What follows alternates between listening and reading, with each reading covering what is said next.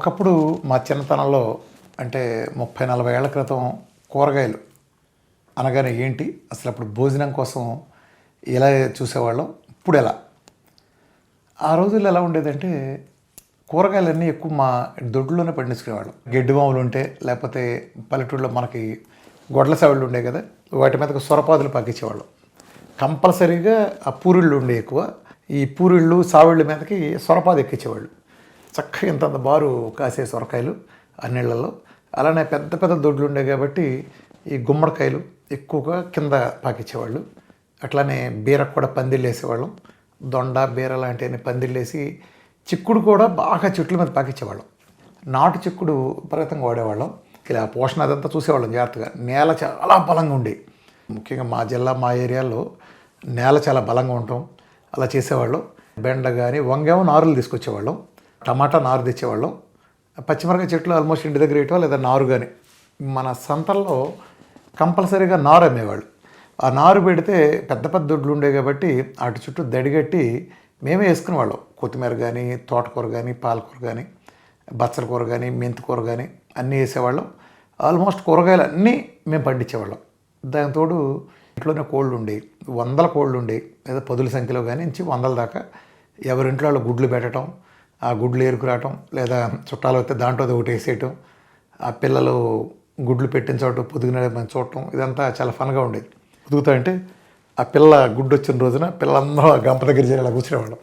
ఒక్కొక్క గుడ్లోంచి ఇలా కొట్టుకుని పిల్ల వస్తాయంటే మా మొఖాలు డ్యూటీలు వెళ్ళిపోతూ ఉండి, ఆ పిల్లలు చాలా ముద్దుగా ఉండి, చిన్నప్పుడు స్లోగా తిరుగుతా పెరగటం ఆ కోడి పిల్లలు అలా ఉండేది. ఈ మళ్ళు దగ్గరికి వెళ్తే పాడు చేసేవి, కొత్తిమీర కానీ తోటకూర కానీ ఇటు వెళ్తే ఇది చేసేవి. వాటిని అలా వెళ్ళకుండా ప్రొటెక్ట్ చేసుకునే వాళ్ళం. న్యాచురల్గా ఉండే పేడ ఎరువు దాంతో ఏం చేసామంటే భూమిని కూడా మేమే పలుగుతో ముందు తిరగేసి తర్వాత పారతో దాన్ని బాగా చెక్కేసేసి కొద్దిగా ఇసుక కలిపి కొంచెం లూజ్ సాయిల్లాగా ఉంచేవాళ్ళం. అంటే బాగా నల్లమట్టి అయితే లేదా పాటిమన్నది అయితే బాగా ఉండేవి. పేడ ఎరువు దాంతో మేము చేసేవాళ్ళం ఎక్కువ. పేడ ఎరువు కింద మట్టి ఉంటుంది కదా, అది కలిపి చేస్తే అసలు ఇలా ఎత్తే అలా పెరిగిపోయి ఆకులు కూడా వస్తాయంటే రోజు బకెట్లు తీసుకెళ్ళి నీళ్లు పోసేవాళ్ళం. ఎంత కడవలతో కానీ ఇలా జల్లేవాళ్ళం. కడవతో తీసుకెళ్తే ఇలా జల్లటం లేదా లోటాతో ఇలా పోయటం కానీ అట్లా చేసేవాళ్ళం. ప్రతి చెట్టుకి నీళ్లు పోయటం చేసేవాళ్ళం. ఈ గోరు చిక్కుడు దగ్గర నుంచి ప్రతి చెట్టు ప్రతి వాళ్ళ దొడ్లోనూ పండేది. అలానే ఒక రకమైన పంపకాల కార్యక్రమాలు ఉండేవి. ఇప్పుడు మా దొడ్లో పండిందంటే అందరికి ఇచ్చేవాళ్ళం. ఇప్పుడు నేనైతే ఏం చేసేవాడిని అంటే మాకు సొరకాయలు బాగా పండించేవాడిని. నాకు ఎవడ మీద ఏదో కోపం ఉందో ఊళ్ళో వాడికి రోజు సొరకాయ తీసుకెళ్ళి ఇచ్చేవాడిని. ఎందుకంటే అలా ఆవిడ వచ్చినట్టు వాడు సొరకాయ తెప్తారు ఉండదు, పెట్టదు, వాడు ప్రాణం ఒప్పుక. ఆవిడ మీరు సొరకాయ తీసుకొస్తే చంపేస్తారని బయటకు కూర్చునేవాడు. మీరు చాటునెల్లి తీసుకెళ్ళి ఇంట్లో సొరకాయ ఇచ్చేసేవాడు. వనసు సొరకాయ ఇచ్చినాక ఆవిడ ఎందుకు మన ఫ్రీగా పోద్దని ఇంకోటి ఉండేది కాదు. ఎవడ మీద కోపం మొత్తం చాలు వాడి ఇంటి సొరకాయలు వరుసన వెళ్ళిపోయి కూరగాయలతో కూడా రివెంజ్ చేసేవాళ్ళం. అలానే ఇప్పుడు బెండకాయ కూర ఉండాలనుకుంది మా అమ్మమ్మ. అప్పటికప్పుడు బెండకాయలు కోసుకొచ్చేసి లేత అయినా చూసేవాళ్ళం, మేమే కట్ చేసేసి తీసుకొచ్చేసేవాళ్ళం, ఆ క్లాత్తో తుడిసి ఇచ్చేసేవాళ్ళు, అయిపోయేది. వంకాయలు కోయాలి, వీళ్ళు కోసుకుంటారు అనేవాళ్ళు. ఇట్ట కొయ్యటం అది పొయ్యిలో మూకుట్లో పట్టడానికి 5 నిమిషాల గ్యాప్ ఉండేది అంతే. అది లేకపోతే వేగి పచ్చట్లోకి వెళ్ళడానికి ఎంత 10 నిమిషాల గ్యాప్. ఎప్పుడే సరే గుర్తుపెట్టుకోండి మీరు, ఒక తోటకూర కానీ పాలకూర లాంటి దాంట్లో పోషక విలువలు ముఖ్యంగా విటమిన్స్ కానీ మినరల్స్ కానీ ఇవి అది కోసిన 3 గంటలలోపు 80% నుంచి 90% చనిపోతాయి. ఆ తర్వాత పలుపులాగానే ఉంటుంది. ఆ పోషక విలువలకి కొంత పీరియడే ఉంటుంది. సో ఆ రోజుల్లో అంత బలంగా ఉండటానికి వాళ్ళు ఇంత ఇండియన్ టాయిలెట్లో కూర్చున్న దమ్ము కూడా లేనంత ఓపిక లేకపోవడానికి, వాళ్ళ పిల్లలకి గట్టిగా 10 అంతస్తులు ఎక్కలేని ఓపిక లేకపోవడానికి మేము చెట్లు ఎక్కడానికి కారణం ఏంటంటే ఆ ఫుడ్ తిన్నది అలా ఉంటుంది. అలానే ఫ్రూట్స్ తిన్నా కూడా ఆ ఫ్రూట్స్ ఎప్పుడైనా ఏంటంటే రహస్యం, ఆ ఫ్రూట్స్ ముగ్గటానికి కరెక్ట్గా 2 రోజుల ముందే దాంట్లో ఉండే పోషక విలువలో 90% దాంట్లోకి వస్తాయి. ఒక రకంగా చెప్పాలంటే సందులో ఉండే వైటమిన్స్ మినరల్స్ దాంట్లోకి వచ్చిన 48 గంటలు అది కంప్లీట్ ముగ్గిపోయేది. మేమన్నీ చెట్టు పండులో తినేవాళ్ళం కాబట్టి బాగుండేది. ఇప్పుడు సపోజ్ పప్పు ఎత్త చింతచిగురు పప్పు తినాలంటే మా అమ్మమ్మ వారే చింతచిగురు తీసిరండి అనేవాళ్ళు. అనగానే అప్పటికప్పుడు పరిగెత్తుకెళ్ళి చింత చెట్టు ఎక్కి చింతచిగురు కోసుకుని ఏ సంచిలోని జేబులోనే మూట కట్టుకుని తెచ్చేసేవాళ్ళం. ఏది అడిగినా అంతే, అన్నీ న్యాచురలే. అట్లనే కొయ్యి తోటకూరలు అంటే వేసేవాళ్ళం అనుకోండి, అప్పటికప్పుడు కోసేయటం వేసేయటం. కోడి కోయాలంటే అప్పటికప్పుడు కోసేయటం వేసేయటం. చేపలు పట్టిన మావులను ఉండే కాలువలో పంట బోధులు ఉంటాయి కదా, ఆ పంట బోధుల్లో వెదురుతో బుట్టల్లాగా చేసి పెట్టేవాళ్ళు. పొజిషన్లో పెడితే ఏమవుతుందంటే అది మొత్తం పెద్ద బుట్టలు పెడితే నీళ్లు దాంట్లో చెల్లిపోతాయి. ఈ చేప హోల్లోంచి దాంట్లోకి వెళ్తాం కానీ బయటకు వెళ్ళడానికి మార్గం ఉండదు. మరుసటి రోజు లేపితే బోళ్ళు చేపలు దొరికాయి బుట్టలు పెడితే. అయినా బతుకొని చేపలు. బొమ్మిడాయలు వచ్చేటప్పటికి నీరు ఎక్కడైతే ఎదురు వెళ్తుందో ఎదురు దగ్గర బొమ్మిడాయలు వచ్చాయి, పాముల్లాగా ఎంత ఉండి. ఇప్పుడు వేస్తున్నారు దరిద్ర బొమ్మిడాయలన్నీ, చూపు తర్వాత వేస్తుంది. ఆ రోజుల్లో బొమ్మిడాయలు నా సాయంత్రం ఒక రేంజ్లో ఉండి, చాలా రకాల చేపలు లైవ్ అనమాట. ముందు ఏదైనా సరే ఆ చెరువులోనే ఎవడో వలేస్తూ ఉండేవాడు, ఆడి దగ్గరికి వెళ్ళేవాళ్ళు, లైవ్లో తెచ్చేసుకునేవాళ్ళం. చెరువుల దగ్గర వేసిన ఎక్కువ మేము లైవ్ తింటే అలవాటు. రొయ్యలు కూడా చిన్న చిన్న రొయ్యి మంచిది దొరికేది. అప్పట్లో సంతానాలు ఎక్కువ ఉండేది కాబట్టి ఏం చేసేవాళ్ళు అంటే, రొయ్యి తెత్తేనేమో మరి ఎంత తెచ్చినా ఒక్కటి తినేయగలడు. మాకు తిండి పుష్టి ఎక్కువ బాగా, ఒక్కోడైతే ఒక్కటి పళ్ళు రొయ్యలు తినగలిగేవాళ్ళం. ఈ రొయ్యలు పెట్టాలంటే మరి డబ్బులు బోల్డ్ వేసి వస్తాయి కాబట్టి కొబ్బరి వేసి బాగా ఉండేవాళ్ళు. ఇంత రొయ్యి ఉంటే ఇంత కొబ్బరి వేసేవాళ్ళు. ఏంటి అంత కొబ్బరి వేసారని నన్ను ఎవడన్నా అసంతృప్తి చెప్తే, లేదు వాతం చేస్తుంది అనేవాళ్ళు. వాతం కాదు ఏం కాదు, నిజానికి అది ఆట వస్తుందని అలా చేసేవాళ్ళు. చేపల కూరలు అంటే వండితే మట్టికొండలో ఉండేవాళ్ళు. మట్టికొండలో ఉండి ఒకరోజు వదిలేసేవాళ్ళు దాన్ని. ఒకరోజు 24 గంటల నుంచి 36 గంటల పాటు దాన్ని వదిలేసి అప్పుడు పెట్టేవాళ్ళు. అసలు ఈ రేంజ్లో ఉండేది ఆ రుచి. ఆ చేప దాన్ని కదల్చకుండా అలా వదిలేస్తే ఆ పులుసు అది కూడా అద్భుతంగా ఉండేది. ఎందుకంటే ఆ రోజుల్లో ఆ చింతపండు వాడింది కానీ ఆ కట్ల పొయ్యి మీద చేసేవాళ్ళు. ఆ మట్టికొండలో చేయటం అదంతా కూడా అంత అద్భుతమైన రుచి వచ్చేది. కోడి కూడా ఏం చేసేవాళ్ళు అంటే, కోడి తీసుకుంటే పట్టిన తర్వాత ఏకలు తీసిన తర్వాత దానికి పసుపు రాసి తాటాకుల మంట మీద కాల్చేవాళ్ళు. దాంట్లో రుచి వచ్చేస్తుంది. ఆ తాటాకుల మంట మీద కాలిస్తే ఒక రకమైన కమురు వాసన, అంటే వెంట్రుకలు గాలిన టైపు వాసన ఒకటి వచ్చేది. దాన్ని పసుపేసి బాగా రుద్ది చేసేవాళ్ళు. అది ఉండిన టేస్టు ఇవాళ ఇప్పుడు వీళ్ళు కొట్టే ఈ ఫారం కోళ్ళ వాటికి రాదు. నాటులో బాగా రావటానికి నాటు తెచ్చి చక్కగా అంతంత పెద్ద పొయ్యిల మీద వండితే దానికి అది వేరు. నాన్ వెజ్లో అవి ఎక్కువ తినేవాళ్ళం. ఈ మటన్లో అవి తక్కువ ఉండే కానీ ఎక్కువ కోళ్ళు కోసేవాళ్ళు, బాగా నాటుకోళ్ళు బాగా తినేవాళ్ళు. పందిపు కోళ్ళ రోజుల్లో పందిపు కోళ్ళు బాగా స్పెషల్, అవి బాగా తినేవాళ్ళం. పొట్టేళ్ళు కూడా అప్పట్లో ఉండేవి. మటన్ కంటే ఎక్కువ చికెను, చేపలు, రొయ్యలు ఈ బాగా పల్లెటూళ్ళలో వాడేవాళ్ళం. కూరగాయలకు వచ్చేటప్పటికి బాగా టేస్ట్గా ఉండేవి. ఆ రోజుల్లో రోటి పచ్చళ్ళు చేసామంటే వాళ్ళు టమాటాను వంకాయ రోటి పచ్చడి చేస్తే గోంగూర, ముఖ్యంగా గోంగూర, ఇట్లా గోంగూర కొయ్యటం పచ్చడి చేయటంతో అక్కడే పడి నాకేసేవాళ్ళు. దాంతో అమ్మమ్మలు వాళ్ళు ఏం చేసేవాళ్ళు అంటే, పెద్ద సంతానం ఉండేవాళ్ళు కదా, వీళ్ళందరికీ కూర్చొని పెట్టడం లేదు. రోట్లోది ఆ గిన్నెలో కొంత తీసుకునేవాళ్ళు. దాంట్లో పచ్చడి ఉంది కదా, దాంట్లోనే అన్నం పడేసి ఆ నెయ్యి అంతా పోసేసి వేడివేడి నెయ్యి అందులో కలిపేస్తే పిల్లలందరూ కూర్చొని తల ముద్ద పెట్టేసేవాళ్ళు, తల ముద్ద తినేసేవాళ్ళు. నిజంగా ఎలాంటి రోజులు. కింద హైజీనిటీ లేదు, తొక్క లేదు. హైజీనిటీ అనేది మనసులో ఉండాలి కానీ, అంటే నిజంగా ఆ మట్టి నేల మీద కూర్చొని తినేవాళ్ళం. పేడతో అలికేవాళ్ళు. నిజాన్ని పేడ తొలుకుతారా, అట్లనే ఆ పేడ నుంచి తీసిన కచ్చికలతో వచ్చిన దాంతో బూడితోనూ తోమేవాళ్ళు అంట్లు తోమటం. మేము పళ్ళు తోమటం కూడా ఈ బొగ్గు పొడి దాంతో తోముకునేవాళ్ళం. ఈ బొగ్గు పొడి ఇది కలిసిన కచ్చికలాగా ఉంటుంది, ఆ బూడిద తెలుసుకుని దాంతో తోమేవాళ్ళం. తెల్లగా దగదగలాడిపోయి ఆ బొగ్గుతో తోగడం గురించి ఎంతమంది ఎక్స్పీరియన్స్ ఉందో నాకు తెలియదు. మా తరవాళ్ళకైతే తెలుస్తుంది బాగా. అప్పట్లో గోడలు కూడా ఉండేవి కాదు, ఈ చెట్లతోనే దడుల్లాగా ఎక్కువ కట్టేవాళ్ళు. దడులు కట్టం అనేవాళ్ళు. దడి కట్టం అంటే బాగా ఫేమస్.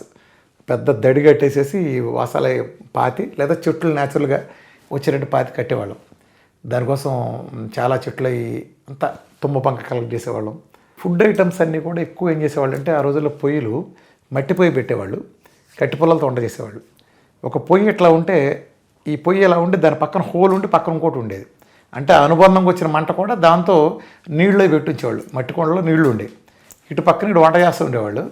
ఆ పక్కకి వెళ్ళిపోయిన సగంతా కలిపి అది కూడా వేస్ట్ చేయకుండా రెండో కంతలోంచి పక్కన నీళ్లు కాగాయి అనమాట. పొయ్యి నిర్మాణం అలా చేసుకునేవాళ్ళు. ఇప్పట్లాగా ఈ ట్యాపులు తిప్పే సిస్టమ్ లేదు కాబట్టి నూతి దగ్గర కానీ ఎక్కువ బావిల దగ్గర నుంచి లేకపోతే పంపు దగ్గర నుంచి పంపు కొట్టి నీళ్లు దూరం నుంచి తెచ్చేవాళ్ళం. అన్ని పంపుల్లోనూ మంచినీళ్ళు బాగోవు కాబట్టి పిల్లలు కానీ పెద్దవాళ్ళు కానీ పాలేళ్ళు కానీ వాటాలు వేసుకుని కావిడితో కానీ నెత్తి మీద బిందులు పెట్టుకుని ఎత్తుండేలా చుట్టి పైన బిందు పెట్టి తెచ్చేవాళ్ళు. ఒక్కొక్కళ్ళు బిందు మీద పెట్టి తెచ్చి తేగలిగేవాళ్ళు. లేదా ఆడాళ్ళం సంకలో బిందు వేసుకుని పిల్లలు వేసుకుని వేసుకెళ్ళేవాళ్ళు. ఈ కావిళ్ళు లేదా 2 చేతులతో పట్టుకుని, ఈ బకెట్లు కూడా తక్కువ, బిందులు ఉండేవి. ఇతర బిందులు కానీ ఆ తర్వాత అల్యూమినియం బిందులు ఇలాంటివన్నీ వచ్చినాయి. అట్లా ఫన్గా ఉండేది. ఈ బాత్రూమ్లు అంటే వాళ్ళ సిస్టంలాగా ఉండేది కాదు. ముఖ్యంగా వంటల విషయంలో చాలా ప్రయోగాలు చేసేవాళ్ళు. మా అమ్మమ్మ అయితే నూకల తోపని ఒకటి చేసేది. సన్నటి నూకలు తీసుకుని బాగా మెత్తగా ఉండేసేసి అందులో జీలకర్రను ఇంకేదో కొద్దిగా అల్లం వేసినట్టు ఉండేది. అది వేసి వండిన తర్వాత అప్పుడే కొట్టిన నల్లగారం, ఆ నల్లగారం కొట్టి అప్పుడే ఫ్రెష్గా కాసిన నెయ్యి ఇంత పోసేసేది. ఆ నెయ్యి వేసి అది పిసుకు పెడితే బా సావరంగా ఆ రోజులు తలుచుకుంటే బాధేస్తుంది. అంటే ఇప్పుడు బాధేస్తుంది, అప్పుడు ఎంజాయ్ చేసాం. నిజంగా ఆ టేస్ట్లో మళ్ళీ తినలేము. అట్లనే మేము బయట ఫుడ్ కూడా బాగా తినేవాళ్ళం. మేమన్నీ దొంగతిళ్ళు ఎక్కువ. మామిడి చెట్ల సీజన్ ఉందంటే మామిడికాయలు మా దొడ్లో ఉన్న మా మామయ్య వాళ్ళు అడిగితే ఇస్తారు, కానీ అలా తినడం మాకు ఇష్టం ఉండేది కాదు. దొంగతనం చేస్తే మాదని ఫీలింగ్ వచ్చేది.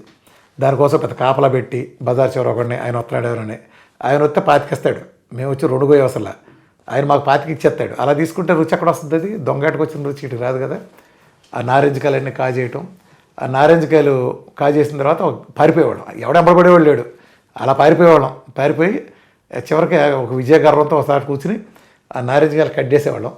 ఉప్పు కారాలు తీసుకొచ్చి నారింజకాయ కట్ చేసిన తర్వాత ఈ మధ్యలో ఈ పువ్వులాగా ఉంటుంది కదా, ఈ ఉప్పు కారం అందులో వేసేవాళ్ళం. ఒక కొబ్బరి పుల్ల తీసుకునేవాళ్ళం, ఆ కొబ్బరి పుల్ల తీసుకుని ఇలా నవిలి బ్రష్ లాగా చేసేవాళ్ళం. ఈ ఉప్పు కారంతో నారింజకాయ ఇలా ముంచడం, ఇలా పీల్చడం, ఇలా బ్రష్ లాగా చేసి ఈ పెయింట్లు వేసి బ్రష్ లాగా ఇలా ముంచడం, దాంట్లో ఉప్పు కారం వేసి ఇలా అంటాం. ఉసిరికాయలు కొట్టడం ఉప్పు కారం వేసి నంజు తింటాం, చింతకాయలు పచ్చి కొట్టడం ఉప్పు కారం వేసి నంజు తింటాం. ఇలా అన్నీ ఒకటేంటి, చింత చిగురు దగ్గర నుంచి ఏ దొరికితే తినేవాళ్ళం. ఈతకాయలు, ముంజికాయలు అన్నీ న్యాచురలే. తేనెతుట్లు మేమే పుట్టలోంచి తీసుకున్నాం, అలా చేసేవాళ్ళం. వానలు రాగానే పరిగెత్తుకెళ్ళి పుట్ల నుంచి పుట్టగొడుగులు వచ్చాయి, చాలా రుచిగా ఉండి. ఇప్పుడు బోల్డ్ కాస్ట్ ఉన్నాయి. అది మసాలా చేసి తింటే నా సావిరంగా ఒక రేంజ్లో ఉంటుంది. ఆ మసాలాలు చేసేవాళ్ళం. పెద్ద పెద్ద గుమ్మడికాయలు మంచిగా వచ్చాయి.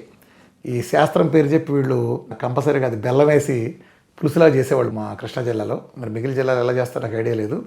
ఈ ఉలవచారు అయితే మీకు ఆల్రెడీ వేరే వీడియోలో చెప్పాను కదా. ఉలవచారు ఒక బాగా ఫేమస్. ఆల్మోస్ట్ సాంబార్ పెట్టేవాళ్ళు కాదు, కానీ అప్పట్లో పప్పుచారు ఎక్కువ ఉండేది. ఈ భోజనాల్లో కూడా కంపల్సరీగా పాయసం పెట్టేవాళ్ళు.